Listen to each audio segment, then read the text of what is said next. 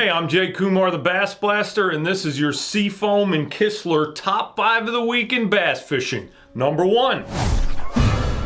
Is this guy? Destiny arrives all the same. And now it's here. Or should I say, I am.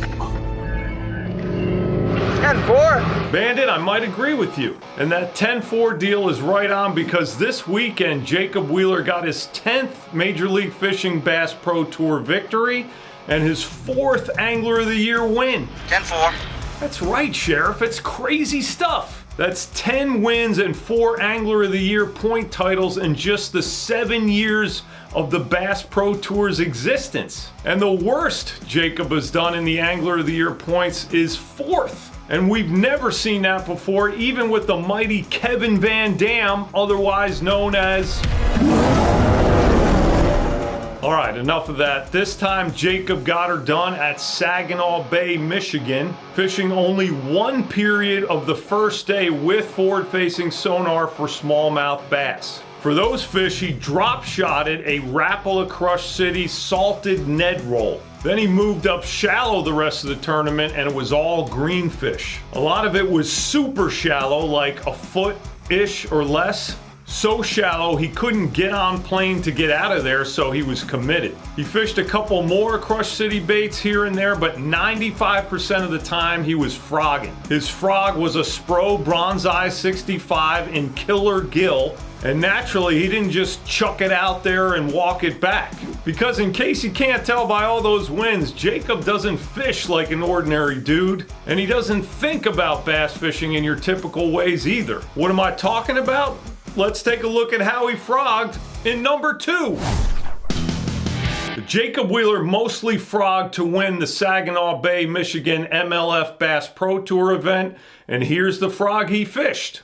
Now, before getting into the details of how he fished that frog, let me just remind you that Jacob thinks about fishing in more detail and with more strategy and planning than 99.9999% of bass fishermen, or maybe everyone. And I'm talking about even all his fellow pros who are amazing. So let's take a look at that frog again. It's a Spro Bronzeye 65 frog in the Killer Gill color, and new it looks like this. It's no ordinary Spro frog though. What I mean is Jacob says that maybe 4 out of 50 Spro frogs will meet his exacting standards. I'm figuring that's a feel, hookup ratio, and whatever else. I'm guessing on all that because he wouldn't tell me how he evaluates him. Why? He's A true fisherman! Anyhow, you can see that he trimmed the legs on that frog because he didn't want any short strikes. And he also said that twice on day 3 he took the time to change the hooks out because the way the frog was fishing was bothering him.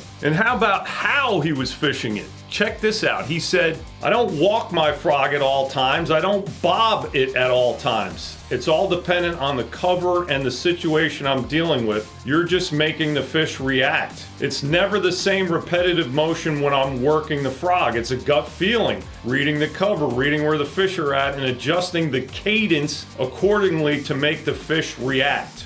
He also said it was key on the windy final day to work the frog upwind. That's so it would stay in the strike zone longer. Lastly, his winning fish were in a 100-yard area of a pretty huge area that all looked the same. I asked him what was different there, and he said voids. I believe he got that idea from Ace Frehley. Tonight you're gonna go into the void. 1, 2.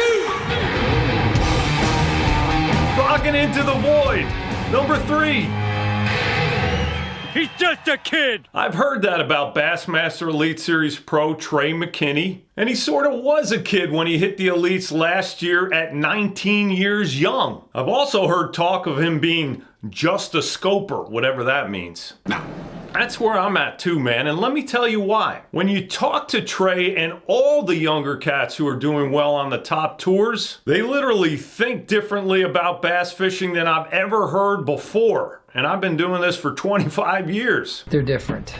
They're totally different. Yes, they are. Anyhow, Trey went out on Lake St. Clair last weekend and won his second elite in 2 years. Yes, he was scoping, but so was everybody else except maybe John Cox. And what's interesting is that Trey was in a community hole area. So how did he catch bigger bass there than everybody else? First of all, he said that a mix of grass, sandgrass, and tall grass was a higher percentage area for bigger fish. And second, it was all about bait cadence. Here's what he said. They were so hard to get to bite. I would chase these fish down and present every tool and idea till I found out what they were most responsive on. Then I had to find out the right cadence. When I got closer and closer to that cadence, they got closer and closer to biting till I finally perfected it to be able to catch that one fish. Then I'd have to restart when I found the next one. Oh my gosh. Oh my gosh. In other words, it changed for every fish. And as the tournament went on, he said he'd actually make that cadence faster to get a reaction strike rather than trying to fool them into eating. He used a variety of baits, including a 6th Sense Chindo shad, 6th Sense Chindo shad, and a prototype 6th Sense dice bait or 2, or 3. The dice baits had a 1/32 ounce nail weight in them, and so they were basically rigged Nico style, which Trey calls Oppan Gangnam Style. Okay, I have no idea if he calls it that, but maybe he should. Number 4. What do you give a smallmouth bass who's seen everything? Give him a Bigfoot. Ma'am, normally I'd say that's an outstanding idea, but I'm talking about this. Yeah, the freaks came out. Not at night, but I'm talking about freaky looking baits for smallmouth bass.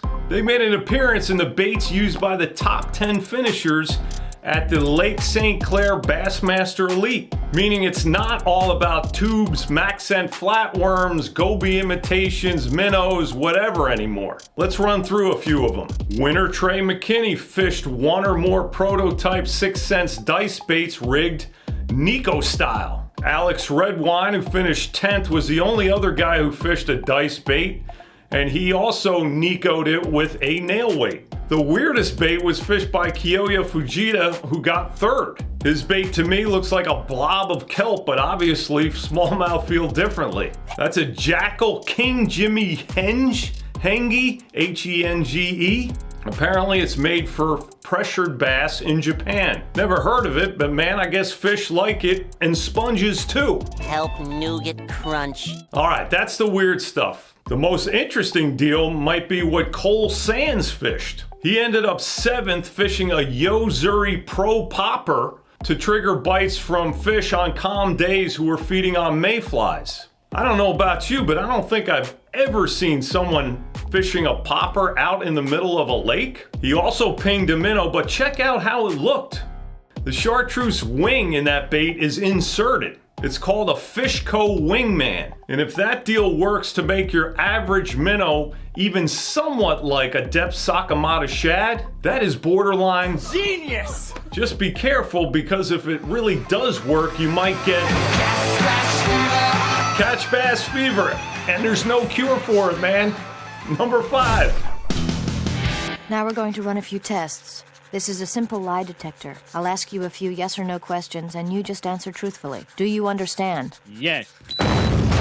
Yeah, the polygraph. It's been a staple in bass tournaments about as long as anybody can remember. And it for sure is a good deterrent to some cheating. Plus, everybody's heard about people passing polys who seem to be cheating. He's lying. Really? And people failing polys who were like, I'm innocent. Come on, man, I'm innocent. now I'm for sure not a polygraph expert at all. He's telling the truth. I just want to ask this question. Have bass fishing rules outgrown polys? At least at the high levels? I'm talking about in cases where there isn't blatant cheating. Before I get into it a little, first here real quick is what the American Polygraph Association said about polygraphs. I'll read it to you.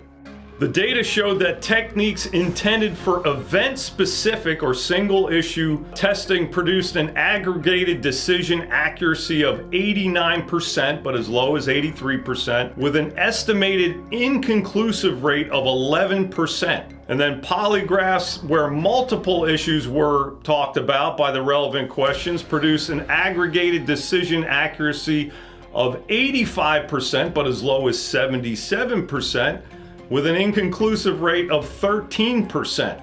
So at best, polys are about 10% inconclusive, and at worst, according to this study, it's almost 25%. In other words, it does not work like this. Do you hold a grudge against Montgomery Burns? No.